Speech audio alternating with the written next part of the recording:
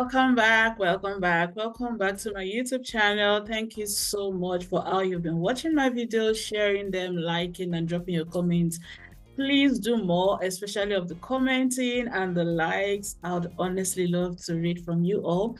Thank you all so much. So I want to talk about something that is quite sensitive, and especially if you are a Black girl like me, or do I say Black boy, girl, man, woman? You get what I mean, like the drift. So if you're Black and you are from Africa and your parents are still and families are still back home, and you're abroad like myself, you need to watch this video because it's going to really help you. It's quite sensitive, and believe me, it took me time to think this through before I decided to do this video. But I do know that is a topic, even though sensitive, that I think we should talk about.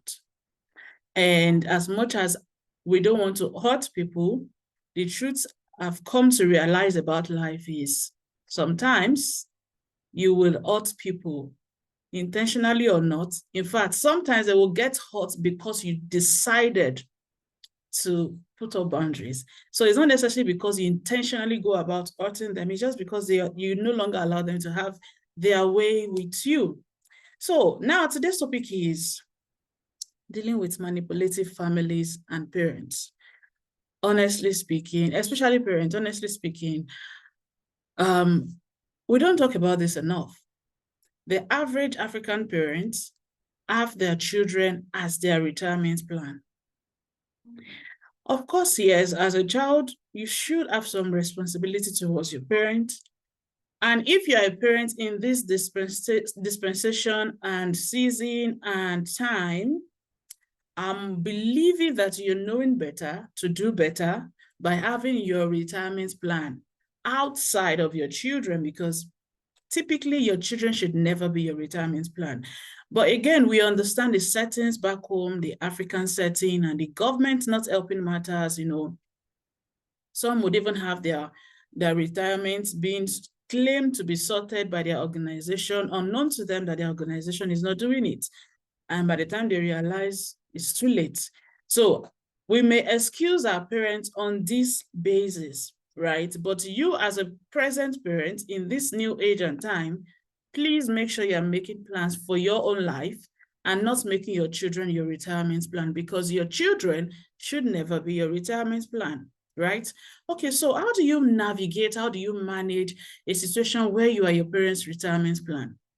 First of all, I want you to understand that it's not something you can easily break off from, if at all you're able to break off from, but it's something you can manage by facing your reality. Say, for example, you are you earn a certain amount and the bills coming on your head is over the amount you're earning, then it means that wisdom is profitable to direct in this situation. So what do you do? Now, personally, this is what I will do as well if I was in your situation. I'm not, but I've coached people, I've counseled people in this situation. Let me paint a very typical example I've noticed and experienced in this set of people. They managed to travel abroad, either through education or sponsorship or whatever means. They are legally, I'm not talking of the illegal ones, they are legally abroad and managing their life. Not forgetting the fact that abroad, it is expensive to stay abroad because you have bills to pay daily or monthly at least, or even weekly, as the case may be. Like for me now, except for 1 week in a month, I have bills every other week. If it's not house rent, it's my electricity. If it's not electricity, it's my water bill. If not water, it's Wi-Fi or phone bill. So there's a bill coming out of my account. Thank God, God has been providing.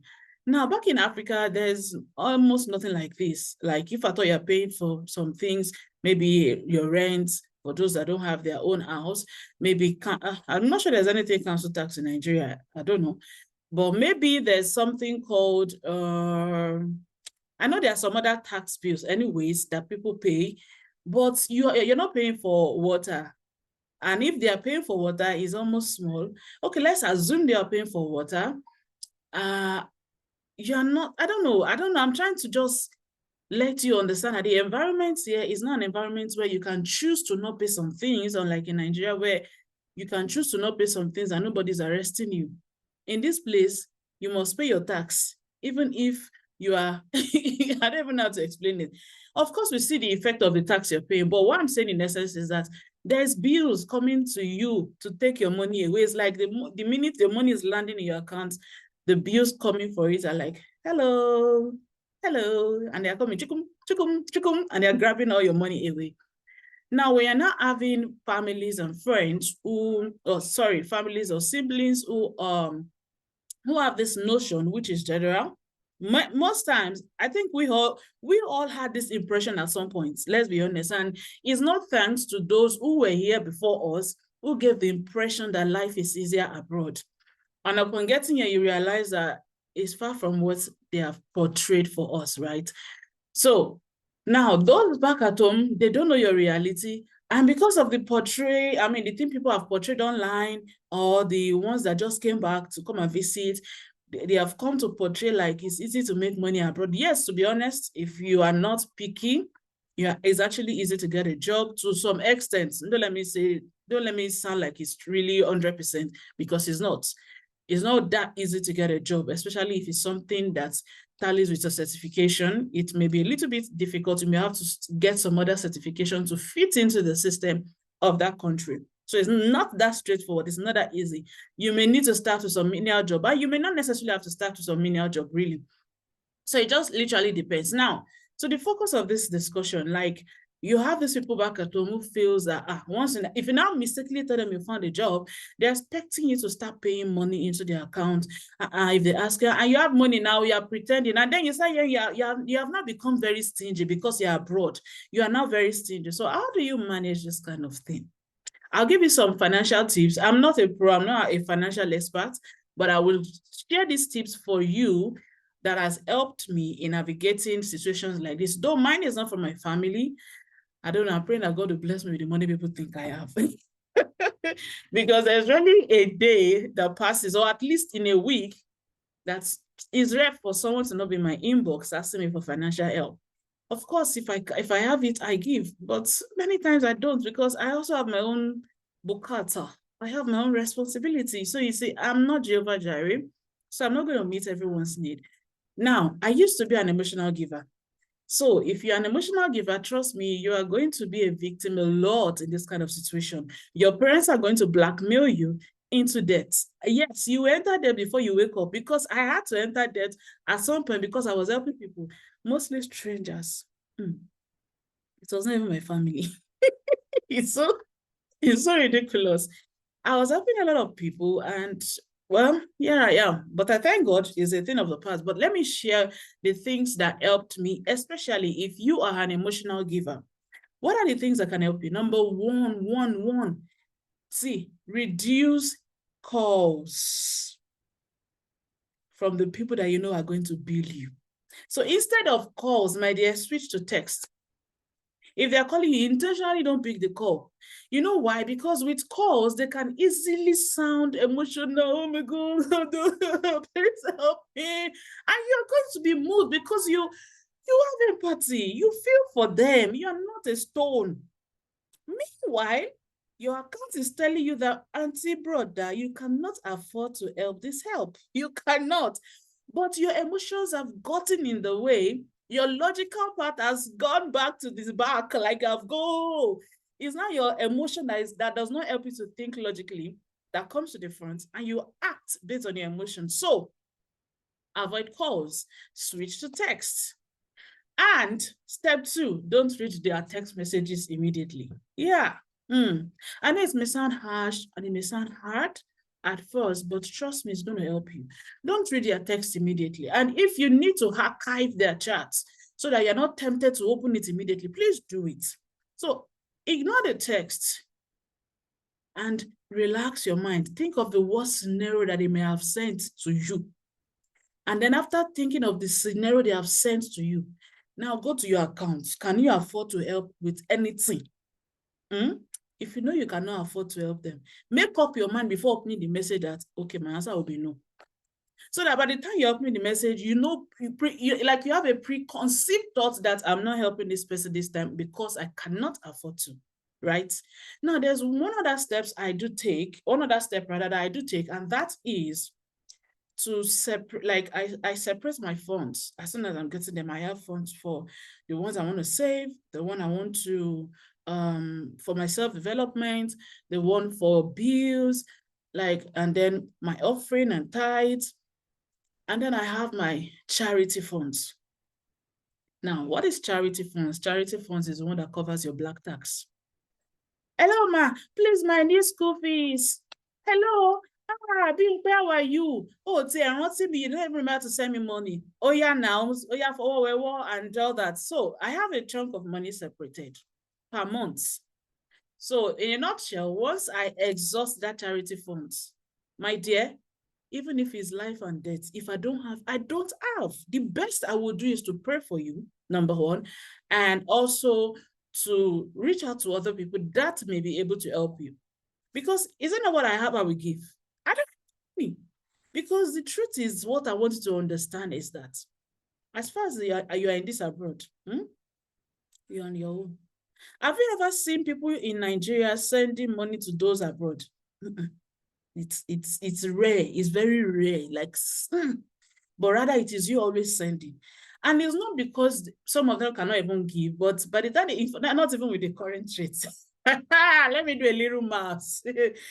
As at the last time I did exchange money, I checked the rate and it was 1,000, in fact, as of 1 hour ago, 1,008. Okay, 1,008 for £1. So imagine somebody say, sweetheart, me, I want to send you $300,000. Sorry, 300,000 naira. Let's do it. 300,000 naira divided by 1,008. My dear, that's not even up to 200.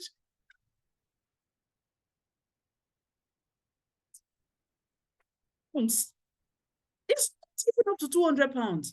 But that money is a huge money in naira. See, so when they send it to you, as much as you appreciate it, it cannot do much. I remember back in 2017, I think I was to travel out to Nigeria with someone and we missed the flight. And friends actually gave me money. By the time I exchanged the money was huge in naira. But by the time I exchanged, it was small. But that money was a big deal to me then anyway. But I'm just telling you that the money that I converted to £100 then, I can't remember how much. I'm sure if I change this right now, you cannot enter 30 pounds. So you see why it doesn't even make sense for someone to be studying naira. But then I'm not saying they should not. They can if they want to. I have my friends and loved ones who want to gift me things and they send me their naira. See, for me, I'm like, it's not even about the amount of money. It's about the fact that they thought, oh, this girl too will need money. I remember during one of my birthdays, a friend of mine sent me 5,000 naira. Of course, if I should change it back then, maybe it would be £5. But my dear, that was a big money. That was a big money and I appreciated it. But you see, if I calculate that kind of thing right now, put it in. So now, that's why you will rarely see people in Nigeria saying, oh, let me send you money so you can exchange it. Except students, like they're learning and they need school fees and all that. But outside that, really, with the crazy exchange rate, it doesn't make sense, right? Now, we already have this at the background that they will really, at least in a logical sense, aside from those who are selfish, who will never even think of your welfare. If institutions like this, you are more like the only one they're running up to come and give you money, are you not supposed to now put yourself in danger when you now run red, there's no one to help you. You are just all by yourself. You are struggling. If you now call them and say, please give me money, they'll be like, you that you have money there. And they may not even mean it. They may be joking, but your reality is like you really do not have the money. Can you see? So you will need to separate your funds. And in the months where you cannot because your bills are a lot, my dear, don't let anyone guilt trip you. Now, let's now bring it out to our parents, our sweet parents, who unfortunately situation has made it difficult for them to plan for their future. And if unfortunately you are now surrounded by the kind of people that feel entitled and manipulate you, you need drastic steps. Yeah. And I'm not going to tell you what to do, but I will say some things that would help you to think on what to do. So I'm going to ask a few questions that I'm hoping would help you to, will set you up to start thinking deep. Now, the first question is, if you call them today and say you're running in debts, that can they borrow you money? Do you think they will move an inch for you? That's number one. Number two, if you're sick and unfortunately you're unable to work for a month and you need funds, are they the ones that will understand you are the one that need funds, or they will still be asking you to send more money? Lastly, if you die today, God forbid, yes, I know you will say God forbid, I've heard people say the God forbid, but if you die today, are these people going to find solutions to their financial problem? If your answer is yes, then it's time to learn to put yourself first. It's time to always think about yourself. Because most times the people who do these things are selfish people. They don't care about your well-being. They don't care if you're alive or dead. They don't care if you're drinking garri for them to be eating bread and butter. So I'm not saying do not care for them. Read my lips. I am saying love your neighbor as yourself. Any love you've not shown yourself, you cannot show other people. There's no amount of I love you that you want to love someone else that if it's not coming from the overflowing of the love you've shown for yourself that will be held here, time will come, you'll be resenting them or not showing the love you think they should give to you when you're actually the one that should give yourself the love. So can you see? So what I would say is set boundaries. You see those three major tips I gave, try and start with them and see if things work differently for you. And the questions I asked you, think about them. Let them help you to reflect and see if it's time for you to sit up and think about yourself. Yeah. So I hope this helps you. If you find this really helpful, please now help me to subscribe now. Please subscribe to my channel. Don't just subscribe, share, like, and drop your comments. And if you find this video particularly very, very interesting and helpful, please drop me your comment. I would like to read your feedback. Who knows?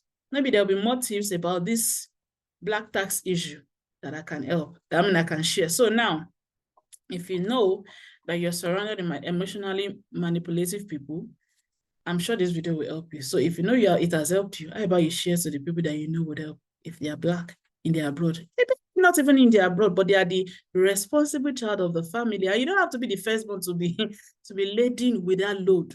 Firstborn, secondborn, thirdborn, lastborn. The minute you are the most responsible child, there's a tendency that you will be built. There's a tendency that they will make you the mother, the father of everybody in the house, and you'll be the one footing the bill for their school fees, their feeding fee, their everything. The most irresponsible child, many times, is the one that is enjoying most, because you that you are responsible, you are the one suffering most. Go and look at it. Come back and tell me if I'm lying. Very much. Remember to subscribe. Oh. Hey, all right. Thank you very much, and have a beautiful time till I come your way again. Ciao.